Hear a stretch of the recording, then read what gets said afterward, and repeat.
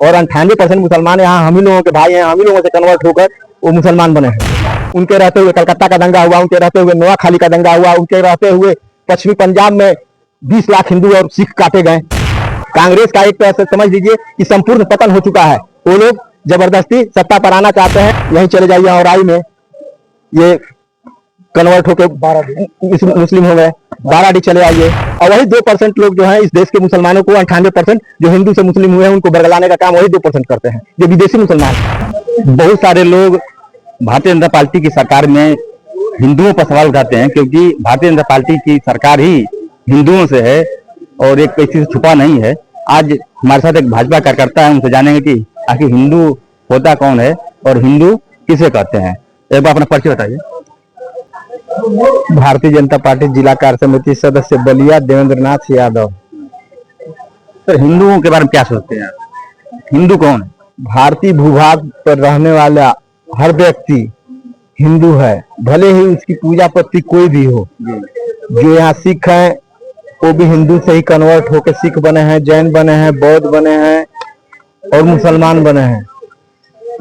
जो 2% यहाँ मुसलमान, 100% में जो 2% मुसलमान हैं, मुगल हैं, पठान हैं, दुरानी हैं, लोधी वंश के हैं, ये जितने हैं ये 2% वाले जो हैं वो विदेशी हैं। और 98% मुसलमान यहाँ हम ही लोगों के भाई हैं, हम ही लोगों से कन्वर्ट होकर वो मुसलमान बने हैं।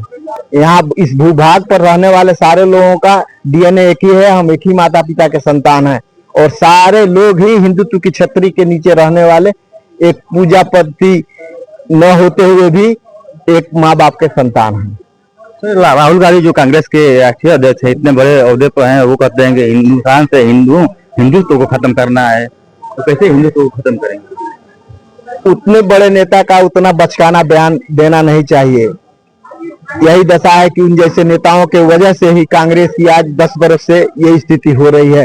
वो तो एक चौराहा छाप नेता लगते हैं और कहीं से नहीं लगते हैं कि एक राष्ट्रीय स्तर का नेता बोल रहा है। जब उनके जैसा व्यक्ति जो हमारे माननीय मोदी जी पर अभद्र भाषा का प्रयोग करता है, जब सम्मानित शब्द का प्रयोग न करते हुए मोदी जी को मोदी मोदी करके बात करता है, तो बताइए अगर वो ऐसे व्यक्ति अगर हमारे देश के प्रधानमंत्री बन जाएंगे तो देश की मतलब की जो स्थिति क्या हो सकती है? पहली बात तो देश के प्रधानमंत्री कभी बनेंगे ही नहीं। जो उनका संस्कार है, जो उनका कल्चर है, वो कभी भी उनको इस देश का प्रधानमंत्री बनने ही नहीं देगा। वो प्रधानमंत्री पद के लायक नहीं है। यहाँ की जनता जो है भारतीय सभ्यता संस्कृति में रंगी बढ़ी है। यहाँ के सभ्यता और संस्कृति से जिन जिन लोगों ने खिलवाड़ किया उनको इस देश की जनता ने जवाब दिया और राहुल गांधी को भी इस देश की जनता ने 10 वर्षों से जवाब दिया है और आगे भी जवाब दे देगी। राहुल गांधी सावरकर को नहीं मानते, गोडसे को नहीं मानते, आखिर मतलब कि कहना क्या चाहते हैं? वो जो लोग देश की स्वतंत्रता में अपना योगदान दिए हैं उन लोगों को तो मानना ही नहीं चाहते हैं। उनके लिए बस सिर्फ नेहरू और गांधी, इसके सिवा उनके नजर में कोई और नहीं है। वो जानते हैं कि बस जो है इस देश के लिए गांधी और नेहरू ही हैं। आप गांधी जी को मानते हैं? गांधी जी को तो मानता हूं लेकिन उनके विचारों को नहीं मानता हूं। क्यों? क्योंकि उनकी विचारधारा के कारण ही हमारा देश 2 भागों में बटा, हिंदुस्तान और पाकिस्तान। वो कहते थे कि हमारा हिंदुस्तान का विभाजन नहीं होगा, अगर विभाजन होगा भी तो हमारी लाश पर होगा, लेकिन विभाजन हुआ।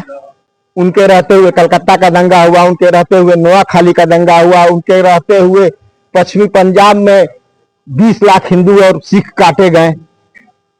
20 लाख 1947 में 9 मार्च से लेकर 15 अगस्त 47 तक 20 लाख हिंदू और सिख वहां काटे गए। ये सारा जो था गांधी के वजह से ही हुआ। गांधी को नेहरू और कांग्रेस के लोगों ने राष्ट्रपिता बताया और देश के राष्ट्रपिता के लायक वो थे भी नहीं। उनको बनाया है इन कांग्रेसियों ने, उसमें भी नेहरू ने। जो वोट चोर की बातें चल रही है कि वोट चोर गद्दी छोड़ राहुल गांधी का नारा है, तो आखिर में वोट चोर कह रहे हैं और जो जनता का आरोप है कि वोट चोरी तो उसी दिन हो गई थी जिस दिन एक वोट पाकर नेहरू प्रधानमंत्री बने थे। इस पर क्या कहेंगे? सारे लोग जानते हैं कि उत्तर प्रदेश में एक भी सीट कांग्रेस नहीं जीत पा रही है। बिहार में भी वही स्थिति है उसकी, पश्चिम बंगाल में भी वही स्थिति है।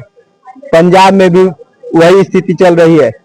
सारे देश के अंदर 3-4 प्रांतों को छोड़ दें तो कहीं भी सरकार में नहीं है, कहीं की भी जनता उनको चाह नहीं रही है। तो प्रधानमंत्री बनेंगे तो कैसे बनेंगे? कांग्रेस का एक तरह से समझ लीजिए कि संपूर्ण पतन हो चुका है। वो लोग जबरदस्ती सत्ता पर आना चाहते हैं विदेशी ताकतों के सहयोग से, लेकिन उनका ये मंसूबा कभी सफल होने वाला नहीं है। जो अब मुसलमानों को कहे कि मुसलमान भी हिंदू है, मगर मैं अपने हिसाब से जानता हूँ कि मतलब कि जो हिंदुस्तान में रहा है वो हिंदुस्तानी है, लेकिन हर मुस्लिम हिंदू कैसे हो सकता है? आपको मैं बता दे रहा हूँ, यही जीयनपुर के बगल में खालिसपुर है। खालिसपुर वो राजपूत थे, वहां से कन्वर्ट होके वो मुस्लिम बने। वहीं चले आइए नदवा सराय, वो भी सिसोदिया ठाकुर थे, वो भी कन्वर्ट होके मुसलमान बन गए। यहीं चले जाइए औराई में, ये कन्वर्ट होके मुस्लिम हो गए। बाराडी चले आइए, यहीं बेरुआर बाड़ी चले जाइए, यहीं परमानंदापुर बलिया के बिल्कुल सटे हुए चले जाइए, ये सारे कन्वर्ट लोग हैं। और पूरे देश के अंदर जो भी जहां भी है सब कन्वर्टेड हैं।